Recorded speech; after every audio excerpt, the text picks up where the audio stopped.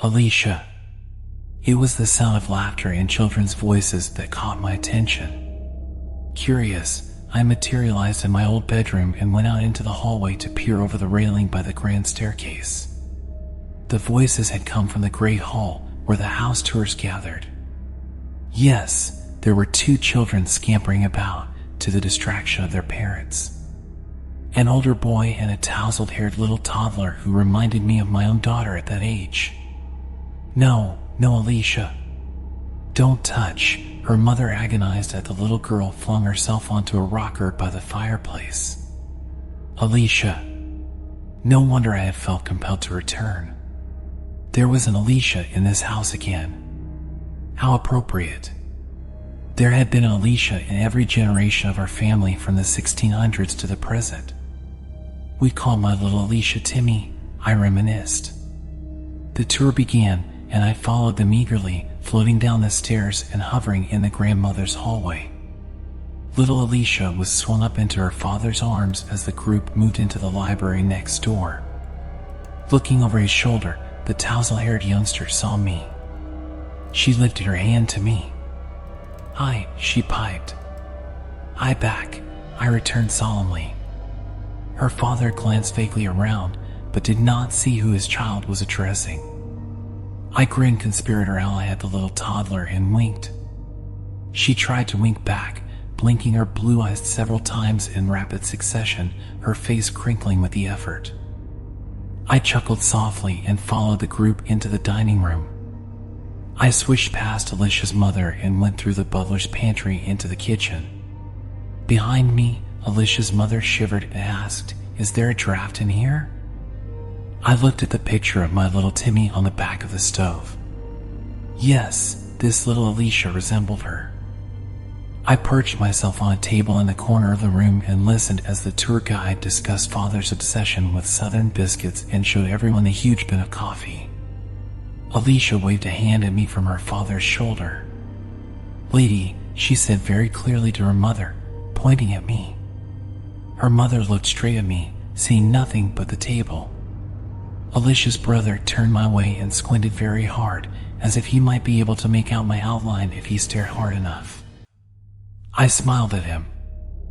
I floated up and up through the ceiling then and settled myself in the little toy room on the upper landing, waiting for Alicia to come upstairs. I heard her little voice insisting that her father put her down.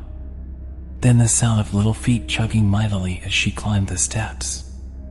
With a smile, the woman looking into the toy room moved aside so Alicia and her brother could take a look. I couldn't resist. "Peekaboo," I called, appearing suddenly around the doorway. Alicia laughed in delight. "Peek-boo," she giggled, hiding her eyes behind her hands. Obediently, her big brother did the same. He obviously loved this tiny moppet. "Come on, Peekaboo," Alicia's father said indulgently, picking her up again and taking her with him up to the second-floor hallway. I went to stand by the grand staircase again, watching the tourists move in and out of the guest rooms. Alicia waved to me as they entered my room, then around to my parents' bedroom and up past the bath to the game room. Father had loved playing billiards with his guests, I mused with a smile, touching one of the balls with the tip of my finger. Beside me, the tour guide was telling the visitors about our buffalo herd. Father had been very worried about the bison. So many of them were being killed. So he bought a herd and they roamed the roads and byways around Kalispell freely all their lives. After the head male died of old age, Father had his head stuffed by my uncle, and his head still hung in the game room.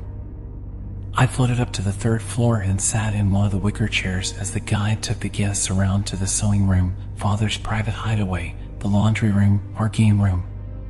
Alicia ran all around, laughing and stomping her little feet in her cunning sneakers.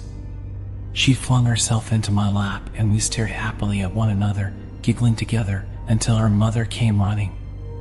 No, Alicia. Mustn't touch." The tour was nearly over. The group gathered in the back hallway, the grandmother's hallway, for one last bit of history. The guide showed them the secret hiding places in the wall and showed them a note I'd written to my grandmother many years ago. Then they were saying goodbye, and Alicia waved her little hand to me as her parents exited through the door of the gift shop. "Goodbye, Alicia," I called as her brother walked right through me. That felt strange to me, but worse for him, I think. He turned pale and shivered, then made a bolt for the door. "Bye-bye," Alicia called back to me as her brother pushed his father aside and fled out the screen door and down the steps to the drive. "That place is creepy," he told his mother as they walked together into the garden. "I think it's haunted." Haunted, I thought, amused. By happy memories, certainly. And perhaps occasionally by something else. I leaned out the window and waved once more to little Alicia, though the toddler didn't see me. Then I vanished. Army of the Dead. A laundress, newly moved to Charleston following the Civil War, found herself awakened at the stroke of 12 each night by the rumble of heavy wheels passing in the street. But she lived on a dead-end street and had no explanation for the noise. Her husband would not allow her to look out the window when she heard the sounds, telling her to leave well enough alone. Finally, she asked the woman who washed at the tub next to hers. The woman said, "What you are hearing is the Army of the Dead. They are Confederate soldiers who died in hospital without knowing that the war was over. Each night, they rise from their graves and go to reinforce Lee in Virginia to strengthen the weakened Southern forces." The next night, the laundress slipped out of bed to watch the Army of the Dead pass. She stood spellbound by the window as a gray fog rolled past. Within the fog, she could see the shapes of horses and could hear gruff human voices and the rumble of cannons being dragged through the street, followed by the sound of marching feet. Foot soldiers, horsemen, ambulances, wagons, and cannons passed before her eyes, all shrouded in gray. After what seemed like hours, she heard a far-off bugle blast and then silence. When the laundress came out of her daze, she found one of her arms was paralyzed. She has never done a full day's washing since. Auntie Greenleaf and the White Deer. Auntie Greenleaf was a scrawny old woman with a wild thatch of gray hair and a crooked nose. She lived in a hut surrounded by pines just outside Brookhaven, and she sold herbal remedies to the folks in town. Mostly, people avoided her, except when someone got sick because it was said that Auntie Greenleaf was a witch. Her home remedies worked too well to be natural. Folks figured she had to have help from the devil or one of his familiars. There were many stories whispered in Brookhaven about Auntie Greenleaf. People said she had hexed a farmer's pigs once after he spoke rudely to her, so that they all died, one right after another. One prominent citizen dreamed of Auntie Greenleaf, and the next morning her daughter fell ill with a fever and nearly died. It was also rumored that Auntie Greenleaf and her witch friends crossed the Atlantic in an eggshell and frolicked with the witches in England. Then they put a spell on the eggshell so that it brought them back here before sunrise. In the early fall, folks in town began talking about a large, pure white deer that was seen roaming the woods near Brookhaven at night. Several hunting parties were gathered to go after the large animal, but it seemed to be impervious to bullets, and folks began saying it was a phantom deer. Around about that time, several women in the town began having trouble with their churning, and a number of cows and pigs began to sicken and die. Folks blamed the incidents on the phantom deer, though each of the people afflicted with the trouble had crossed Auntie Greenleaf at some time in the last month. The men of Brookhaven got up a hunting party to chase down the animal. They were gone all day and well into the night. Finally, they spotted the white deer. It was the largest deer any of them had ever seen, and was fast too. They couldn't keep up with it. The men got several good shots in, and swore that at least one of them hit the deer, but it just kept running. They returned home empty-handed. One local farmer became obsessed with the white deer. Every moment he could spare from his work, the farmer would take his gun and go hunting in the woods around town. He saw the white deer several times, but his shots always seemed to go astray. Finally, he decided the white deer must be a witch of some sort. The farmer melted silver to make bullets, and then he took his gun and went out hunting the white deer. He managed to make 3 shots with his silver bullets, and the white deer actually stumbled as if one of the shots had hit it. Then it jerked upright and ran away. He tracked it almost to Auntie Greenleaf's hut, but then he lost it in the dark somehow, which was mighty strange, seeing as the deer was pure white. The next day, the farmer learned that Auntie Greenleaf was ill. From the moment she took to her bed, the local farm animals stopped dying, and the families who were having trouble with their churning were back to normal. Less than a week later, Auntie Greenleaf died, and the doctor who cared for her told the minister he found 3 silver bullets in her spine. After the death of Auntie Greenleaf, the phantom white deer was never heard of or seen again in Brookhaven. Bear Lake Monster. If you travel to Bear Lake in Utah on a quiet day, you just might catch a glimpse of the Bear Lake Monster. The monster looks like a huge brown snake and is nearly 90 feet long. It has ears that stick out from the side of its skinny head and a mouth big enough to eat a man. According to some, it has small legs and it kind of scurries when it ventures out on land. But in the water, watch out. It can swim faster than a horse can gallop, makes a mile a minute on a good day. Sometimes the monster likes to sneak up on unwary swimmers and blow water at them. The ones it doesn't carry off to eat, that is. A feller I heard about spotted the monster early one evening as he was walking along the lake. He tried to shoot it with his rifle. The man was a crack shot, but not one of his bullets touched that monster. It scared the heck out of him, and he hightailed it home faster than you can say Jack Robinson. Left his rifle behind him and claimed the monster ate it. Sometimes, when the monster has been quiet for a while, people start saying it is gone for good. Some folks even dredge up that old tale that says how Pecos Bill heard about the Bear Lake Monster and bet some cowpokes that he could wrestle that monster until it said uncle. According to them folks, the fight lasted for days and created a hurricane around Bear Lake. Finally, Bill flung that there monster over his shoulder, and it flew so far it went plumb around the world and landed in Loch Ness, where it lives to this day. Course, we know better than that. The Bear Lake Monster is just hibernating like. Keep your eyes open at dusk and maybe you'll see it come out to feed. Just be careful swimming in the lake, or you might be its next meal. Big Liz. The master of the plantation was a firm supporter of the Confederate president and had committed to send as much food as he could to the Southern Army. Things were going well at first, until the Yankees began attacking the master's supply lines. The master suspected a traitor among his slaves, and soon discovered that the Yankee spy was a slave woman named Big Liz. She was a behemoth of a girl who could pick up 2 full-grown pigs, one under each arm, and cart them over to the slaughterhouse without assistance. If he confronted her directly and she fought back, she would take him to pieces. So the master came up with a different plan to rid himself of the spy. He approached the giant girl and asked her to assist him with a special task. He told her that President Jefferson Davis had entrusted him with a large chest full of gold. To keep it out of Yankee hands, he wanted to bury the chest where it would never be found. The girl's eyes gleamed when she heard this false report. The master knew she was already planning to betray the existence of the chest to the Yankees. The master made Big Liz carry the heavy trunk several miles out into the swampland and asked her to dig a deep hole for the trunk. He sat at his leisure while she worked and strained for hours against the muddy ground, which kept oozing back into the hole. When the slave girl was completely exhausted, the master decreed the hole to be large enough for his war chest. Wearily, Big Liz dropped the shovel and pulled the heavy chest down until it lay at her feet. Then she started to climb out of the deep hole.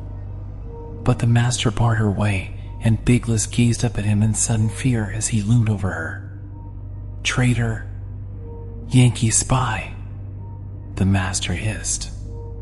"There is only one path open to a traitor."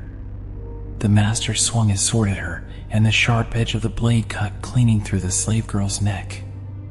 Her head went rolling away into the tall grass as her body toppled across the chest.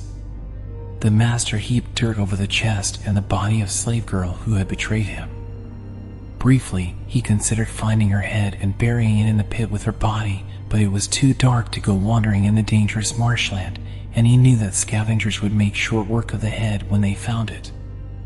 As the master walked toward home through the dark swamp, he became aware of a prickling sensation at the back of his neck, as if someone were watching him. The master walked faster as clouds obscured the light of the moon. The master's teeth chattered as a breeze cut through him like the sharpened blade of the sword at his side, and his straining ears picked up the sound of footsteps on the path behind him. The master was filled with a terrible, superstitious dread of demons and witches and ghosts. He broke out into a panicked run, fleeing up the path as fast as his legs would carry him. To his relief, he saw the lights of his house rise before him and knew he was home. As he rounded the back corner of his house, he was confronted by a massive, dirt-encrusted figure that glowed with blue fire. The smell of rotting leaves and marsh grass filled his nostrils as his eyes raced up and up the tall creature until they rested on the stump of its neck, where a head had resided only an hour before. Then he heard a chuckle from the creature's side, and he saw the phantom's head tucked under her arm. The master stumbled backward, gabbling desperately in fear as the ghost placed her head upon the ground with one hand and grabbed the collar of his shirt with the other. The murdered slave girl snapped the master's neck in two and dropped his dead body to the ground beneath his bedroom window. Then Big Liz gathered up her severed head and vanished into the darkness. They say that on the anniversary of her death, the ghost of Big Liz still may be seen roaming the swamplands near her old home. Anyone foolish enough to walk near her grave will be driven away by the phantom, which to this day still defends the place where the Confederate chest is buried. Black Bartlemy's ghost. Black Bartlemy was an evil, surly buccaneer who murdered his wife and children and went to sea with a band of pirates as nasty as he. He roamed the Atlantic coast, murdering and pillaging and laying waste to the countryside as he passed. By the time he approached Cape Virtue in Nova Scotia, Black Bartlemy had a ship loaded with treasure. 500 chests had he full of gold and jewels and goblets and mighty swords. A thick funny fog lay over the bay as the ship approached, and the treacherous funny tide soon took hold of the evil man's ship. The crashing, churning waters of the Roaring Bull, that dangerous ledge of rocks near Cape Virtue, took the pirate's ship and smashed its hull. But Captain Bartlemy spotted land to the starboard side of the ship. He and his trusted mate Ben the Hook had the crew load up the escape boat with every treasure chest they could fit. Then the bold pirate had his first mate murder the other buccaneers so they would not have to share the treasure with them.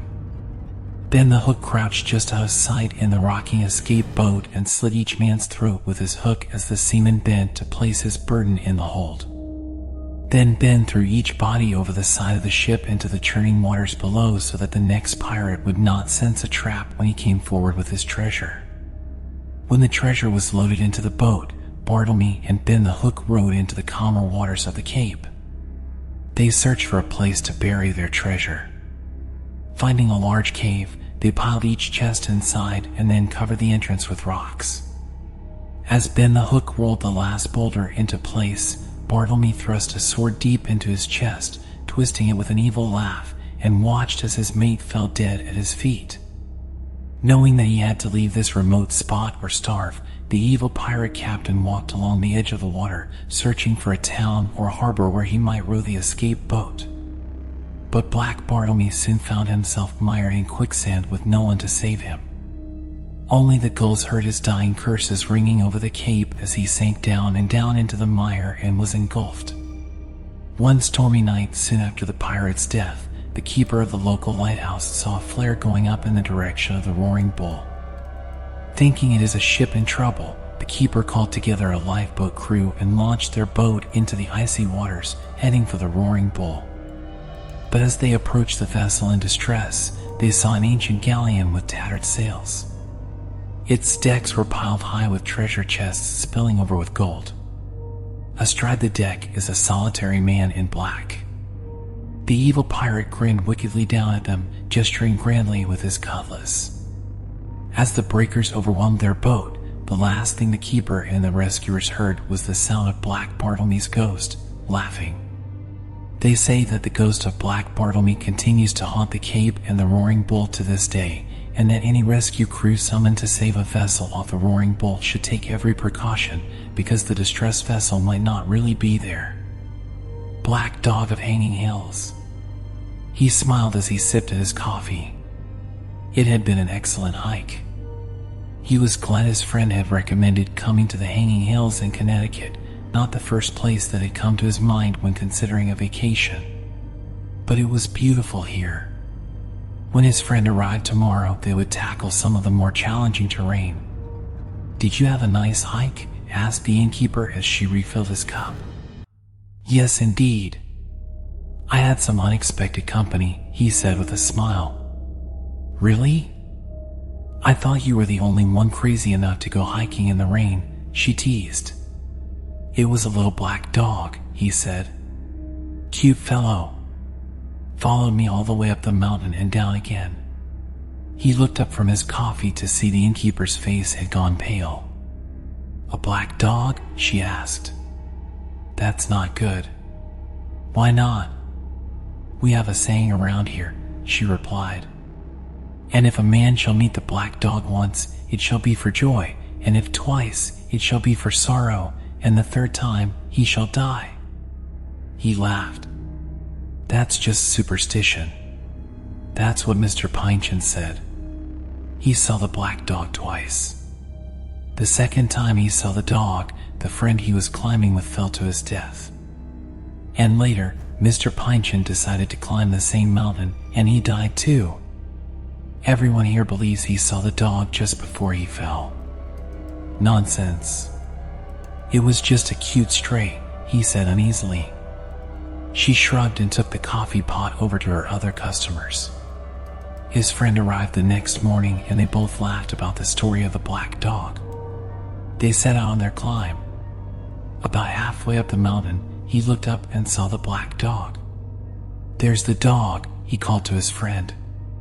And then his foot slipped and he plunged down the side of the hill, desperately grabbing at saplings and rocks, trying to halt his descent. It seemed to take forever for him to stop sliding. There was a stabbing pain in his leg. When he looked at it, his head swimming, it was bent at an odd angle. They had to send in a mountain rescue team to get him down. At the hospital, they told him his leg was broken in 2 places and he was very lucky it wasn't worse. "You know, that was a very strange fall," said his friend uneasily. "You don't really think it had anything to do with that black dog?" He looked down at the cast that extended all the way up to his hip. "I don't know, but I don't really want to find out. Next time, let's go to Colorado." His friend agreed. Blackbeard's ghost. The nefarious pirate Blackbeard, whose real name was Edward Teach, was a tall man with a very long black beard that covered most of his face and extended down to his waist. He tied his beard up in pigtails adorned with black ribbons. He wore a bandolier over his shoulders with 3 braces of pistols, and sometimes he would hang 2 slow-burning cannon fuses from his fur cap that wreathed his head in black smoke. Occasionally, he would set fire to his rum using gunpowder, and he would drink it, flames and all. Many people thought he was the devil incarnate. For 27 months, Blackbeard terrorized the sailors of the Atlantic and the Caribbean, ambushing ships and stealing their cargo, killing those who opposed him, often attacking in the dim light of dawn or dusk when his pirate ship was most difficult to see.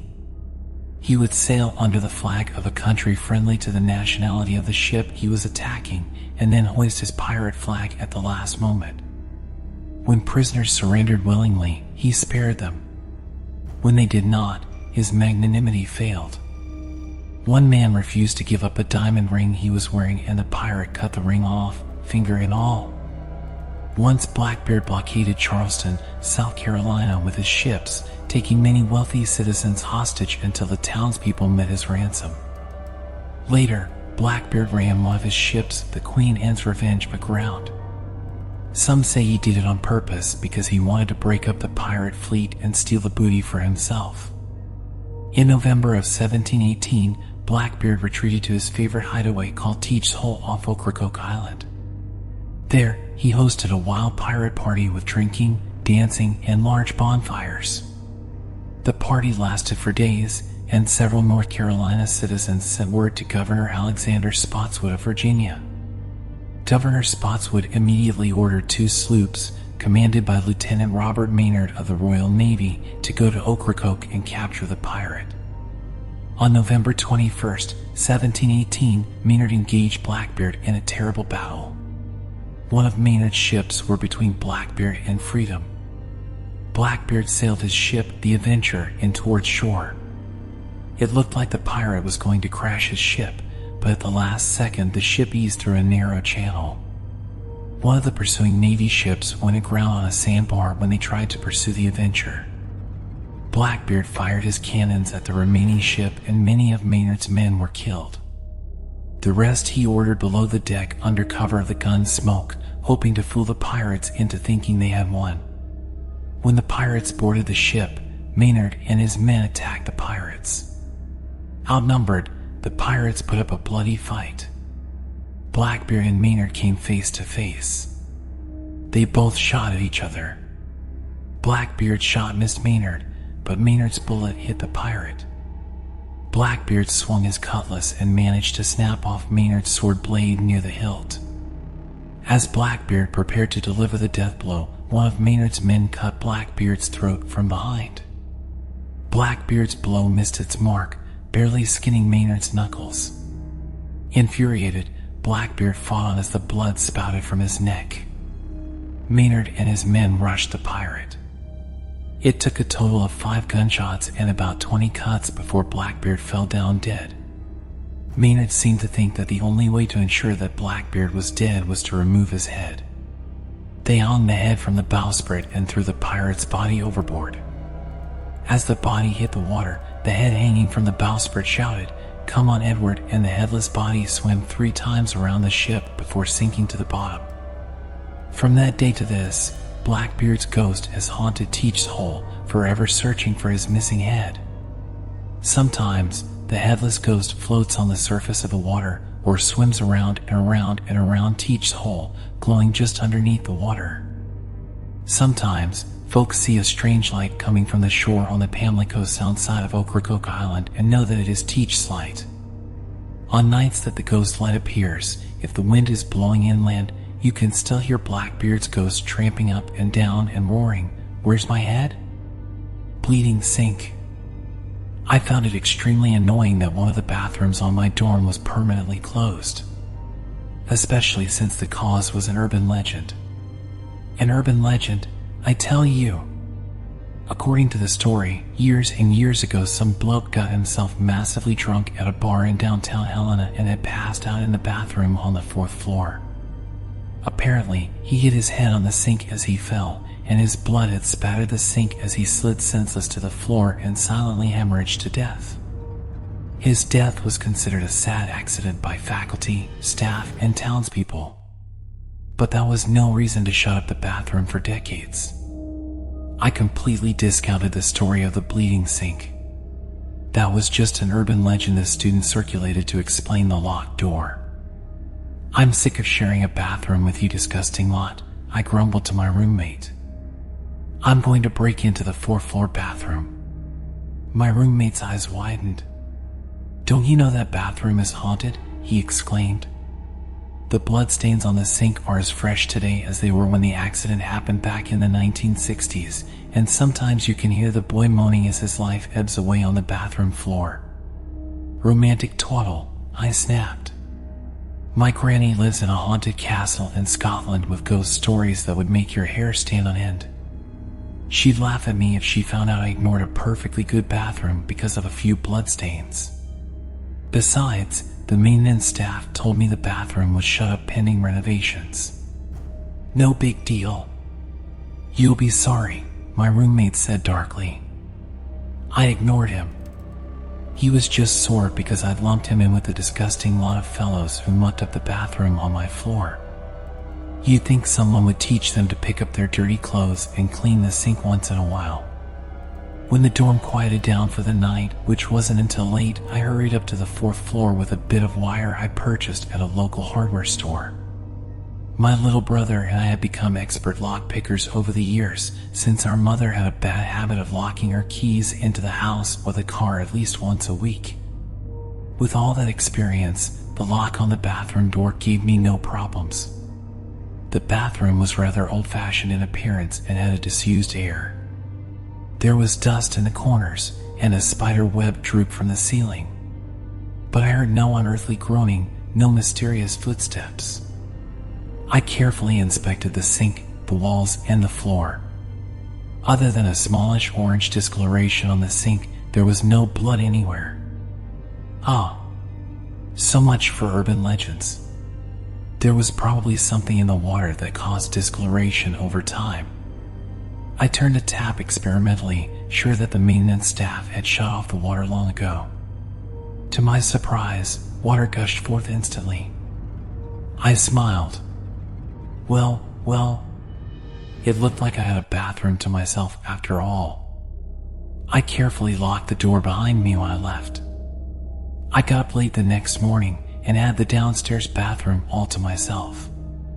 So it wasn't until evening, when everyone was back in the dorm, crowding in and out of the bathrooms, that I slipped away to use the locked-up facilities. It was still early in the evening, and I made sure no one was around before I headed to the abandoned bathroom. With a few twists of the wire, I opened the lock. As I stepped inside, the air temperature plummeted 20 degrees or more and my nose was hit by the pungent, strong smell of fresh blood. A second later, I saw the blood-spattered sink. Bright red gore was everywhere on the porcelain, on the walls, oozing down the sides of the sink. And hovering before it, his feet a good 6 inches off the ground, was the luminous form of a college-age boy wearing old-fashioned clothes in the style of the 1960s.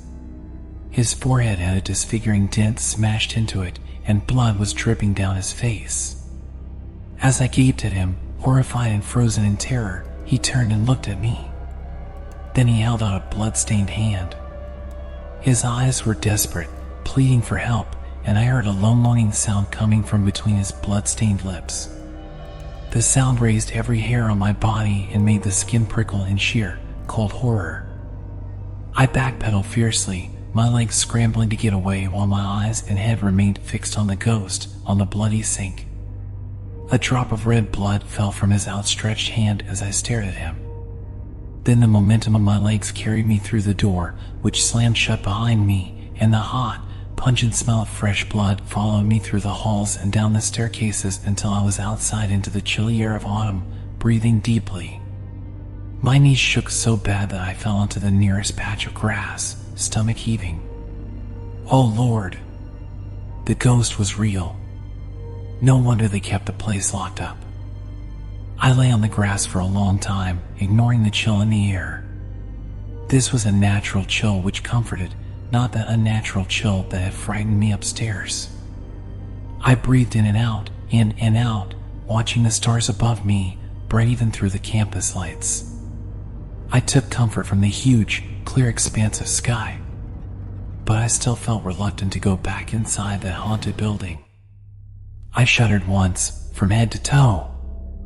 Oh, how my granny would laugh if she knew her big, brave grandson was too scared to go back inside a haunted dormitory.